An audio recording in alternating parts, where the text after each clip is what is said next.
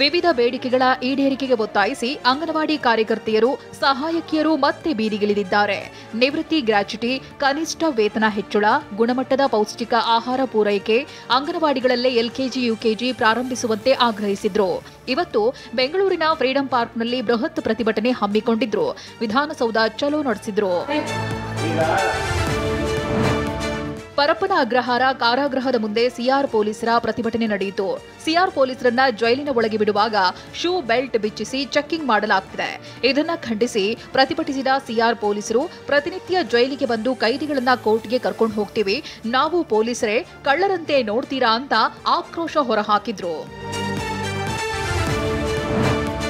ಬೆಂಗಳೂರಿನಲ್ಲಿ ರಸ್ತೆ ಗುಂಡಿಗಳನ್ನ ಮುಚ್ಚಲು ಸಿಎಂ ಹಾಗೂ ಡಿಸಿಎಂ ಕೊಟ್ಟಿದ್ದ ಗಡುವು ಮುಗಿದಿದೆ. ಆದರೆ ನಗರದಲ್ಲಿ ಗುಂಡಿ ಗಂಡಾಂತರಕ್ಕೆ ಬ್ರೇಕ್ ಬಿದ್ದಂತೆ ಕಾಣ್ತಿಲ್ಲ. ಪುಲಕೇಶಿ ನಗರದ ಟ್ರಾನಿ ರಸ್ತೆ, ಅಂಬೇಡ್ಕರ್ ಆಸ್ಪತ್ರೆ, ನಾಗವಾರ ಸೇರಿದಂತೆ ಹಲವೆಡೆ ರಸ್ತೆ ಗುಂಡಿಗಳು ರಾರಾಜಿಸುತ್ತಿವೆ.